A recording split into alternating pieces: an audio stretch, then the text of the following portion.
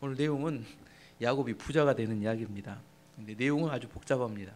야곱은 아버지와 형을 속여서 아버지의 축복을 받았지만 복수심에 불타고 있는 형 에서를 피하여 외삼촌 라반이 있는 하란으로 도망쳐 왔습니다. 처음 올 때는 며칠만 딱 있다가 집으로 돌아가야겠다 이렇게 계획을 세웠는데 문제는 뭐였어요? 그가 그곳에서 라헬을 만났는데 첫눈에 뿅 하고 반해버렸습니다. 그래서 그 라헬을 위해서 몇 년을 일하게 됩니까? 무려 14년을 라헬을 위해서 일하게 됩니다. 며칠 있으려고 왔다가 14년으로 아주 길게 연장돼 버렸습니다. 드디어 오늘 본문은 14년의 긴 일이 아내를 위한 라헬을 위한 일이 다 이렇게 끝난 그 시점입니다. 마치 많은 빚을 졌던 사람이 자기 빚을 다 갚고 난 홀가분한 그런 기분이었을 겁니다. 그런데 문제는 14년 동안은 그 열심히 일하고 있는 동안 그 시간을 채우는 동안 신경을 못 썼는데 빚을 다 갚고 났더니 생각해 보니까 뭐가 답답해요? 앞으로 어떻게 살 것인가, 이게 마음의 근심과 걱정이 되더라는 겁니다. 14년 전에는 누구만 왔어요? 홀홀단신 혼자 몸을 가지고 이렇게 왔기 때문에 그런 걱정 별로 안 합니다. 저도 아마 이렇게 혼자라면 별 걱정 안 할 것 같아요. 가족도 없고 교회 담임 목사도 아니라면 뭐 몸이 아파도 별 걱정이 안 될 것 같은데 무거운 짐이 지어졌죠. 그 사이에 몇 명이 생겨요? 아내만 4명, 아들은 11명, 딸은 1명에서 모두 16명에 그 사람들 먹여 살려야 될 가장이 되어버렸습니다. 그런데 외삼촌이 이제 장인이 되죠. 장인 어른이 나오는데 장인 라반은 바늘로 찔러도 피 한 방울 나올 만한 그런 사람이 아니었습니다. 이게 매우 민감한 사람이었고 이기적이고 자기중심적인 사람이었습니다. 야곱도 그 야곱 이름이 뜻이 뭐예요? 사기꾼, 속이는 자. 웬만해서 사람을 잘 속이고 자기의 이익을 얻는 사람이었는데 라반은 야곱보다 10배 속이는 능력이 뛰어난 사람이었습니다. 요즘으로 말하는 가스라이팅이죠. 사람을 이용해서 자기 이익을 얻는 데 능수능란한 사람입니다.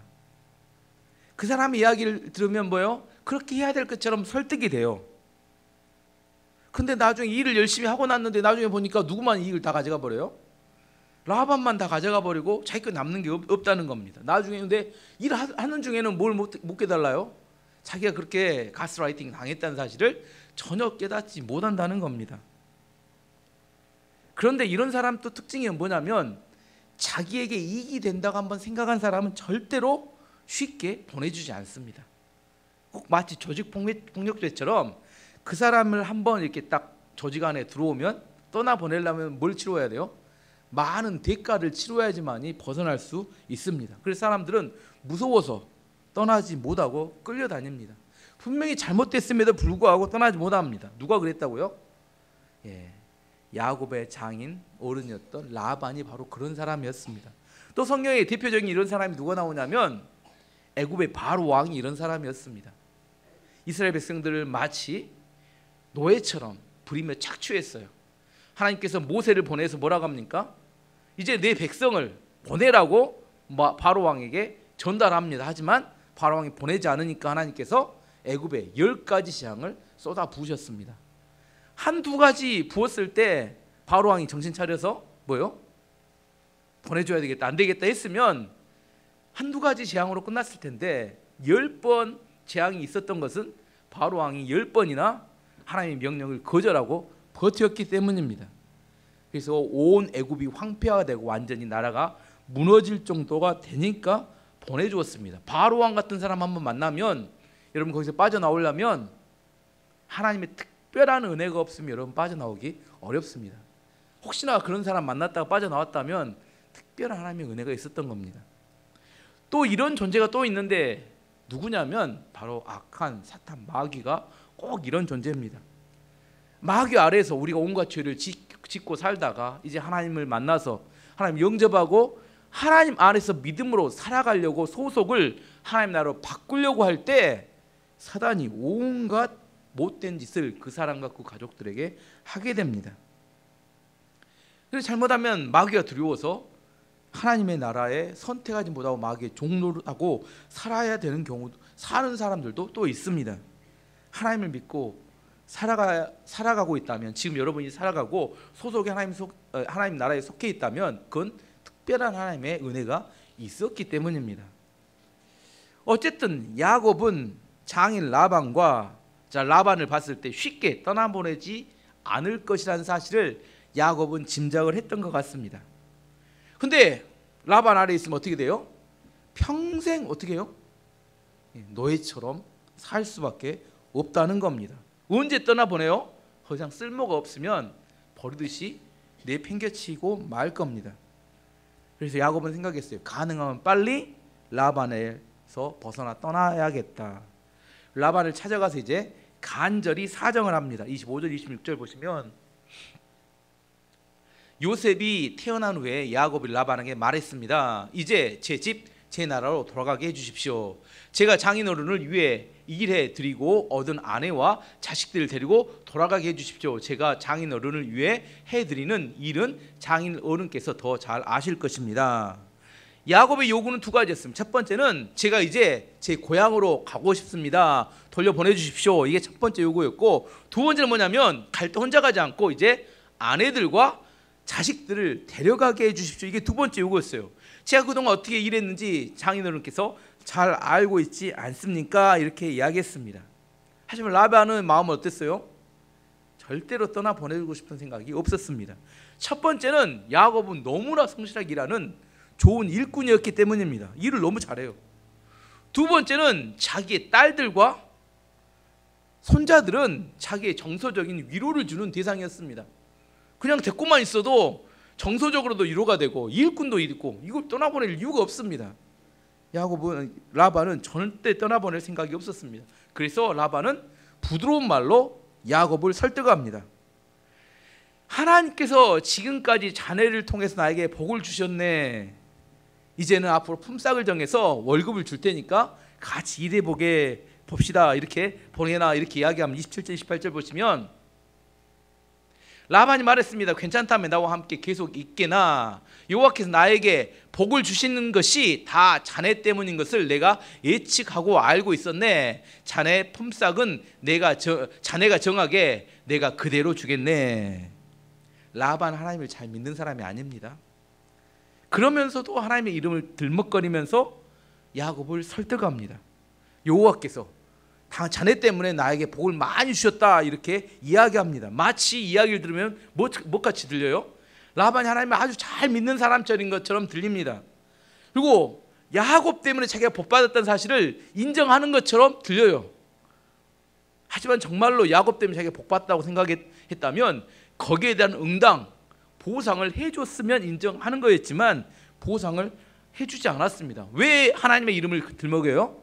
가스라이팅 하는 겁니다. 하나님의 이름을 통해서 뭐예요? 야곱을 설득하고 싶어, 자기가 원하는 거 얻고 싶어서. 하나님을 들먹인다고 해서 다 하나님 잘 믿는다고 속으시면 안 됩니다. 하나님 이름을 들어서 사람 속이는 사람들 있습니다.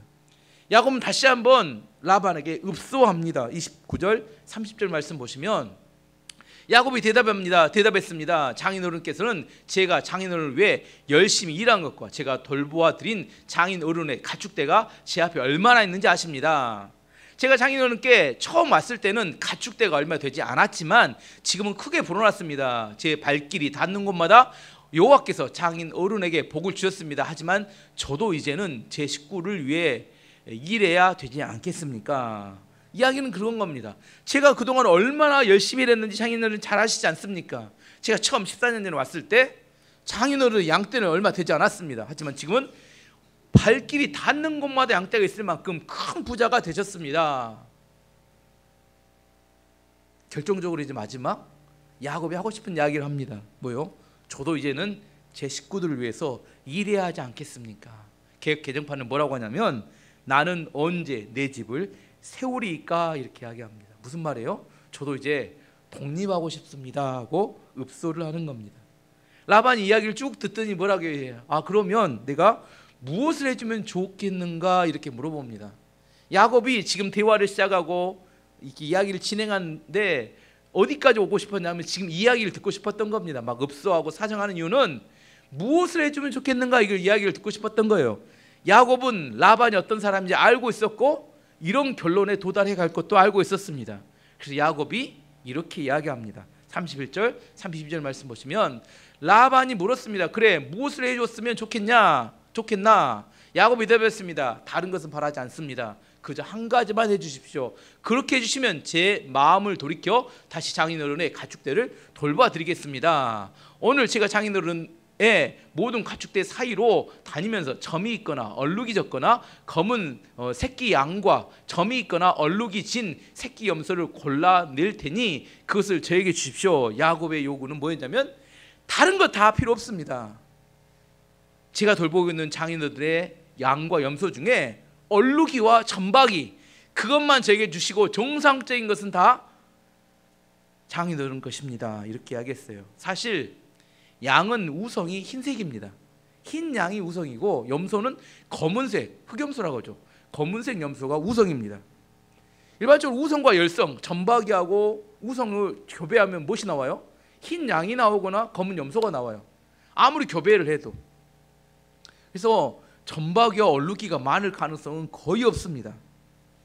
그러면서 한 가지 더 제안합니다. 야곱이 혹시나 라반이 안 들어줄까 봐 한 가지 더 제안하는데 앞으로 제가 하고 있는 양치는 일에 장인어른의 점검을 받겠습니다 하고 이야기합니다. 33절 보면 제가 정직한가 정직하지 않는가를 장인어른께서 앞으로 저에게 오셔서 제 가축대를 보시면 알게 될 것입니다. 만일 제가 점이 없거나 얼룩이 지지 않는 염소나 검은색이 아닌 양을 가지고 있다면 제가 그것을 훔친 것으로 여기셔도 좋습니다. 이렇게 이야기합니다. 앞으로 자주 오셔서 점검해서 얼룩이 점박이 말고 다른 양이 있으면 제가 도둑질한 걸로 그렇게 하셔도 좋습니다. 이렇게 이야기했어요.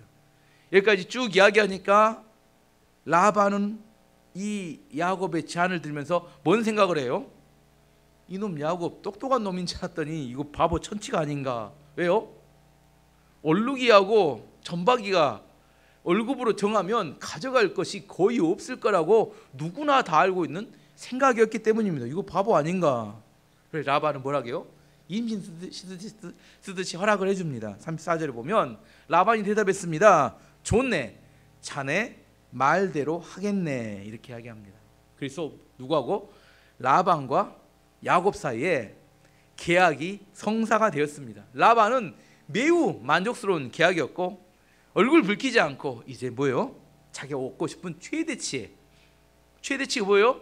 공짜로 야곱을 부려서 일을 시킬 수 있고 자기 딸들과 자손들, 손자들도 앞으로 어디 못 가게 다 잡아놨다 이렇게 생각했다는 겁니다. 드디어 협상이 성사되자 야곱과 라반 두 사람이 드디어 본색이 드러납니다. 사기꾼의 본색이 어떤 사기꾼의 본색이 드러나는지 보시면 기절초풍합니다. 먼저 라반을 보면 35절 36절 보겠습니다. 그러나 그날 라반은 몸에 줄무늬나 점이 있는 순염소들을 따로 떼어 놓았습니다. 또 몸에 얼룩이 있거나 점이 있거나 하얀 반점이 있는 암염소들과 검은 양도 또 모두 따로 떼어 놓았습니다. 그런 다음에 라반은 그 짐승들을 자기 아들들에게 맡겨 돌보게 했습니다. 라반은 이 짐승들을 야곱에게서 3일 길쯤 떨어진 곳으로 몰고 갔습니다. 야곱은 라반의 나머지 가축대를 찾습니다. 설명은 이런 겁니다. 라반이 협상이 딱 이게 체결되자 자기 아들들 불렀어요. 아들들 빨리 와. 이 야곱이 치고 있는 모든 양떼 중에 얼룩이, 점박이 싹 골라내. 너네가 싹 가져가. 얼마나 가져가요? 3일 길 떨어진 곳으로 옮겨. 처음에 계약은 뭐였어요? 얼룩이와 점박이는 야곱 거고 나머지 것은 다 라반 걸로 했는데 아예 처음에 있는 모든 거 앞으로 어떻게 했다는 거예요? 새로 태어난 염소와 양 중에서만 점박이하고 얼룩이를 주겠다는 겁니다. 그리고 며칠 길을 데려가 버려요? 3일 길을 데려간 이유는 왜 그럴까요? 교배가 일어나지 않도록. 흰 것과 흰 것만 교배가 일어나고 검은 것과 검은 것만 교배가 일어나지 얼룩이와 점박이가 다시 와가지고 몰래 이렇게 교배가 돼가지고 얼룩이와 점박이가 나는 이것도 열성이라 잘 나지 않지만 행여나 또 교배가 일어날 가능성이 있을까봐 다 데리고 가버렸습니다. 지금 라반의 의도는 뭡니까? 한 마리도 주지 않겠다. 이게 한 마리도 주지 않겠다. 도저히 어떻게 일해요? 흰 양과 흰 양이 교배를 했는데 천박이 얼룩이가 날 확률은 거의 없습니다. 이건 뭐 돌연변이가 엄청나게 나타나야 정말 뭐 10만 마리 뭐 이렇게 그래야 뭐 한 마리 나을까. 염소도 검은 염소와 검은 염소가 교배해서 얼룩이가 날 이렇게 가능성이 적어요. 이게 누구예요? 이게 누굽니까? 라반의 본 모습이자 무서운 사람입니다. 야곱에게 뭐라고 이야기했어요? 내가 복받은 게 다 너 때문이다. 우리 함께 있자. 겉으로는 이렇게 말해놓고 속마음은 뭐였어요? 그동안 해왔듯이 공짜로 너를 부려먹어서 내가 부자가 되겠다. 이렇게 이야기한 게 남입니까? 장인어른입니까? 정말 이 가족입니다. 내 사위 하다가 사위도 자식이야 이렇게 이야기하는데 실제로 뭐요? 라반은 이 가족관계를 이용해서 자기의 이익을 취하는 사람이 라반이었다는 겁니다. 이게 라반의 본 모습이었어요. 그러면 야곱은 또 괜찮았느냐? 야곱은 라반의 이런 반응에 충격받지 않았습니다. 왜요? 예측이 가능한 일이었어요. 원래 그런 사람이었습니다. 라반에게 하도 속임수, 결혼도 어떻게 했어요? 속임수로 결혼했잖아요. 라헬이 들어와야 되는데 레아가 들어왔잖아요.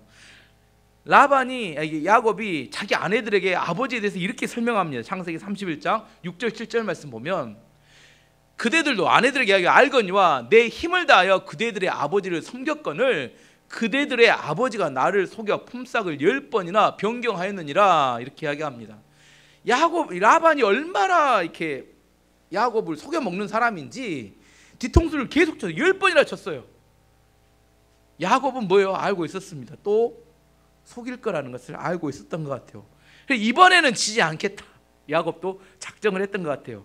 야곱이 라반 앞에서 뭐라 하겠어요? 내가 얼마나 정직한지 점검하십시오. 이렇게 이야기해놓고 가자마자 이제 새로운 전략을 짰습니다. 그 전략이 뭐예요? 37절 39절까지 야곱이 버드나무와 살구나무와 신풍나무 가지를 꺾은 다음에 껍질을 벗겨내서 나무 껍질에 하얀 줄무늬를 만들었습니다. 그리고 나서 야곱은 가축대가 와서 물을 먹는 여물통 바로 옆에 그 흰 나무 가지들을 세워놓았습니다. 가축들은 물을 먹으러 와서 새끼를 뱉는데 염소들이 그 흰 무늬 가지 앞에서 새끼를 뱉습니다. 그러자 그 사이에서 흰 무늬가 있거나 얼룩이 적거나 점이 있는 새끼 염소가 태어났습니다. 야곱이 세 가지 나무, 버드나무, 살구나무, 신풍나무를 꺾은 다음에 가지 줄기를 벗겼어요. 그래서 줄무늬 가지를 만든 다음에 물을 먹는 곳 여물통 앞에다 가지를 딱 꼽아놓고 염소와 양이 물을 먹게 했습니다. 이렇게 했더니 염소들이 임신을 했는데 점박이와 얼룩이들을 임신하더라는 겁니다. 이해가 됩니까? 이게 과학적으로 증명할 수 있는 이야기예요. 저는 아무리 생각해봐도 말도 안 되는 이야기. 검은 깨를 먹으면 임신하면 검은 흑인이 나옵니까? 그런 이야기 아니에요. 여러분 뭐 검은 깨 먹고 얘기 나오면 흑이 나와요? 말도 안 되는 이야기 아니에요. 뭐 성경에 엉터리 같은 이야기를 써놨을까? 이게 하나님의 유머입니다. 말도 안 되는 이야기인데 말도 안 되는 생각을 아이디어를 누가 짜냈어요? 야곱이 이걸 짜냈어요. 이걸 짜내고 이걸 하겠다고 했는데 하나님이 뭐예요? 여기에 개입하신 겁니다. 개입해서요. 원래는 보통은 일어날 일이 아니에요. 근데 하나님이 개입하셔서 그렇게 했는데 그렇게 할 때마다 점박이 얼룩이를 태어나게 만드신 겁니다. 참 이해 안 되죠. 야곱이 자기 아내들에게 이렇게 설명합니다. 창세기 31장 7절에서 9절까지. 그대들의 아버지가 나를 속여 품삯을 10번이나 변경하였느니라. 그러나 하나님이 그를 막으사 나를 해치지 못하게 하셨으며 그가 이르기를 점이 있는 것이 내 싹시 되리라 하면 온 양떼가 낳는 것이 점이 있는 것이요 또 얼룩무늬가 있는 것이 내 싹시 되리라 하면 온 양떼가 낳는 것이 얼룩무늬 있는 것이니 하나님이 이같이 그대들의 아버지의 가축을 빼앗아 내게 주셨느니라. 하나님 개입하신 이야기를 해요. 점이 있는 거 하면 다 점이 있는 거에 태어나고 얼룩무늬면 얼룩무늬가 싹 태어나고 과학적으로는 설명이 불가능하다니까요. 하나님이 그냥 개입하셔서 야곱 편을 그냥 드셔버린 겁니다. 출애굽기를 보면 출애굽했던 이스라엘 백성은 광야에 나갔어요. 원망하고 불평하다가 불뱀이 와서 불뱀이 백성들을 몹니다. 모세가 그 불뱀 때문에 하나님께 엎드려 기도합니다. 그럴 때 하나님께서 응답이 뭐였냐면 놋으로 뱀을 만들어 장대에 높이 들면 그걸 바라보는 사람들은 고침을 받을 것이다 이렇게 말씀하셨어요. 이것이 과학적으로 말이 됩니까 여러분? 노뱀을 바라보면 불뱀 맺는 사람이 나아요? 말도 안 되는 이야기. 근데 하나님께서 개입하시니까 쳐다보는 사람들이 다 낫게 됩니다. 다른 이야기를 해보면 그 이스라엘 백성들이 이제 가나안 땅에 들어갔어요. 가나안 땅의 첫 번째 전쟁은 여리고성 전쟁이었습니다. 하나님께 그 전쟁을 해야 되는데 전쟁 준비하라 이렇게 말씀하지 않으시고 야 너네들 모였다가 일주일 동안만 그 성 돌아봐. 하루에 한 번씩. 마지막 7번째 날은 7바퀴를 돌았어요. 그리고 마지막에 함성을 확 질렀더니 성이 와르르 무너졌습니다. 이게 과학적으로 말이 됩니까? 성을 돌고 나서 소리 지르면 무너져요? 왜 무너졌을까요? 하나님께서 개입하셨기 때문에 무너진 겁니다. 양과 염소가 줄무늬 있는 가지 앞에서 물 먹은다고? 그게 전박이 얼룩이를 낳아요? 이런 생각한 야곱이 어리석기 짝이 없는 그런 선택을 한 겁니다. 하지만 하나님께서 그의 하는 행위에 개입하시니까 전혀 다른 결과가 빚어졌다는 겁니다. 저도 살아왔던 지난 날들을 한번 생각해 보면 어쩌면 야곱과 같이 그런 어리석고 부족한 선택을 할 때가 많았는가 그런 생각을 합니다. 근데 마지막에 하나님께서 어떻게 해요?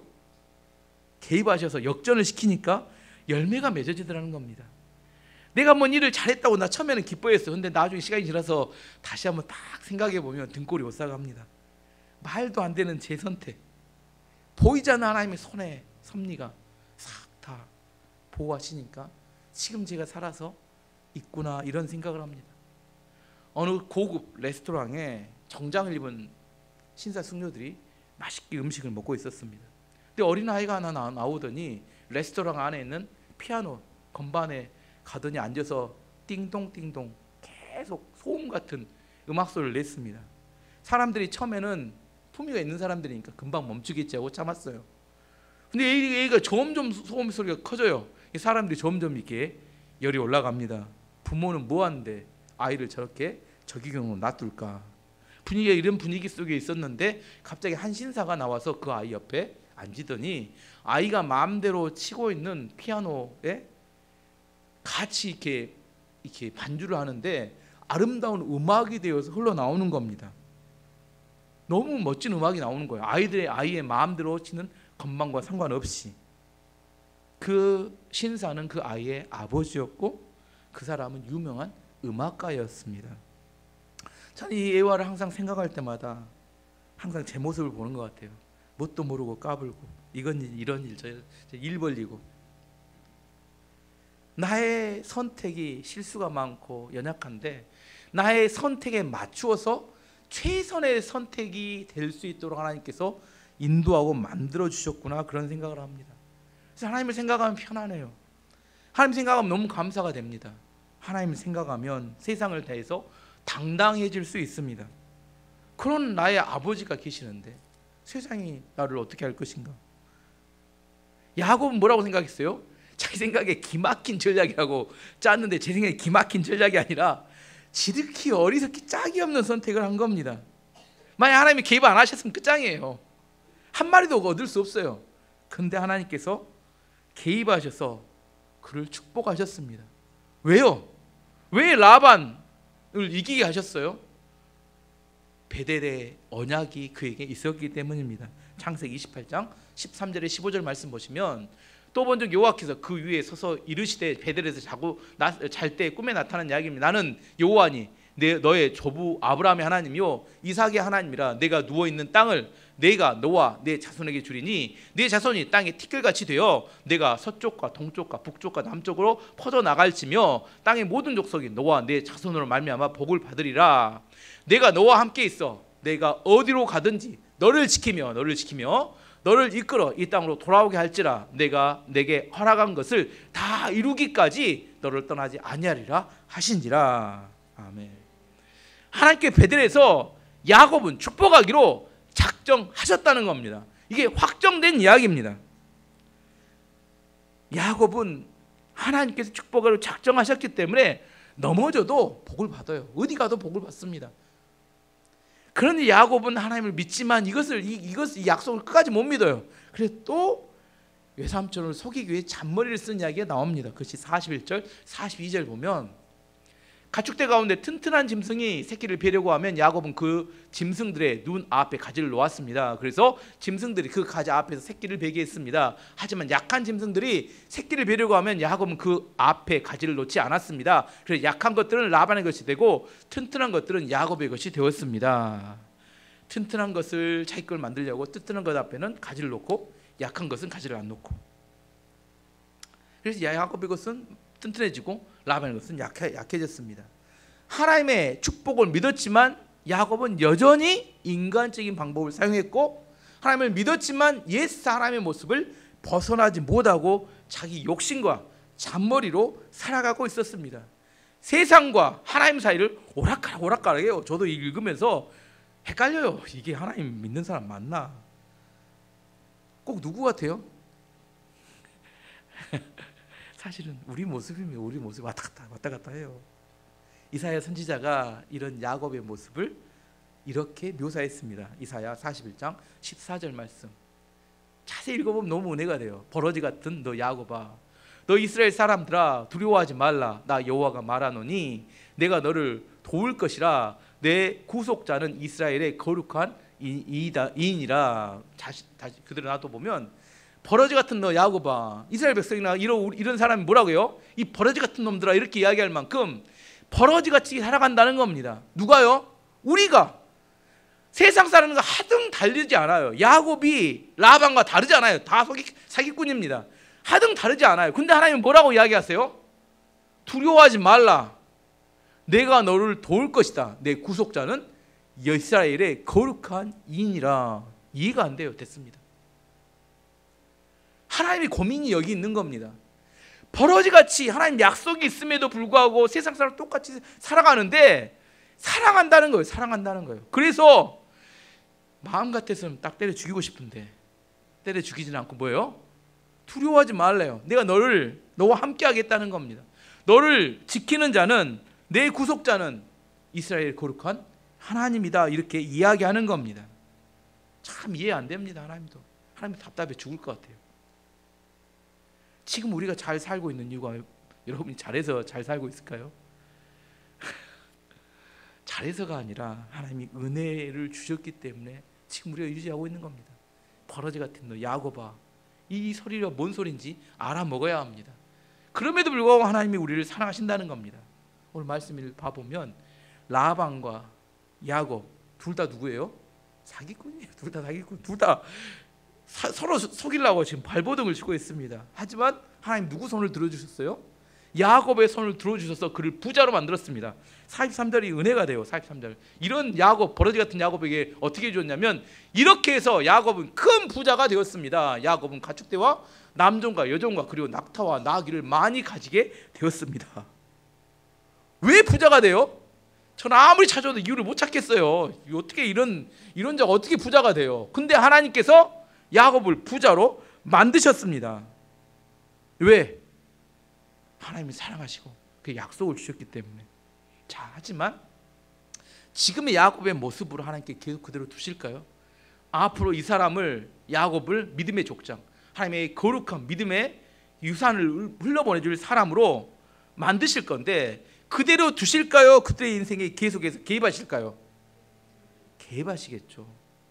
야복강에서 그의 환도뼈를 부러뜨려서 장애인이 되게 하는 사건. 그리고 그가 너무 사랑하는 요셉을 그 형제들에게, 아들들에게 속아서 멀리 떠나보내야 되는 사건. 나중에 베냐민을 떠나보내기 싫었는데 결국 베냐민을 떠나보내는 사건. 수없이 많은 사건들을 통해서 야곱을 믿음의 성숙한 사람으로 교훈화시켜 가십니다. 야곱의 인생을 보면서 지혜를 하나 얻었으면 좋겠어요. 고난을 빨리 끝내는 방법이 뭘까요? 어떻게 하면 돼요? 제발 인간적인 방법을 십자가에 못 박혀 빨리 하나님의 말씀에 순종하는 것이 가장 최고의 지름길입니다. 말씀의 결론을 맺도록 하겠습니다. 야곱과 라반은 사위와 장인 가족 관계였습니다. 하지만 그 본질은 뭐냐면 속고 속이는 관계였다는 겁니다. 자신들의 이익을 위해서 머리가 터지라고 머리 싸움을 하고 있었어요. 어떻게 생각하면 가족이 아니라 원수 같은 존재들입니다. 하나님께서 왜 야곱에게 20년 동안이나 이런 라반 같은 사람을 딱 껌딱지처럼 붙여놓으셨을까요? 왜 라반을 붙여놓으셨을까요? 내 모습을 깨달으라는 겁니다. 라반은 야곱의 모습입니다. 겉으로 다르게 표현되는 야곱의 모습입니다. 야곱이 절박한 상황에 처하게 되면 꼭 누가 개입하세요? 하나님께서 개입하셔서 야곱의 손을 들어주십니다. 잘해서 들어주신가요?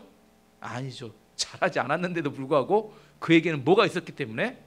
하나님의 약속이 있었기 때문에 들어주시는 겁니다. 뭐가 중요합니까? 하나님의 백성이 어떤 백성이냐면 하나님의 약속을 붙들고 있는 백성입니다. 그걸 언약 백성이라고 합니다. 우리는 뭘 붙들고 있어요? 신약과 구약의 언약을 붙들고 있어야 합니다. 언약이 없으면 그의 축복도 없는 겁니다. 상황과 우리가 똑똑하거나 잘해서 아니에요. 잘하기 때문에 하나님이 우리 가운데 우리를 축복하시는 게 아니라 언약을 붙들고 있기 때문에. 그래서 우리는 언약 백성이라고 합니다. 내 마음 가운데 하나님의 약속이 있어야 합니다. 그 약속을 붙들고 있을 때 그 약속 때문에 하나님이 우리를 축복하시는 거지 우리가 잘해서가 아니라는 겁니다. 야곱을 보면서 우리의 모습을 봐야 합니다. 과연 나는 무슨 약속을 붙들고 있는가? 하지만 그 야곱을 축복하기 전에는 뭐예요? 그를 징계하시고 다루시는 과정이 나타납니다. 혹시나 여러분 인생 가운데 고난이 올 때 이상한 일로 여기지 마시고 믿음으로, 감사함으로, 인내함으로, 기도함으로 그것을 잘 이겨내셔서 성숙하고 하나님이 기뻐하시는 하나님의 백성이 되시기를 축원합니다.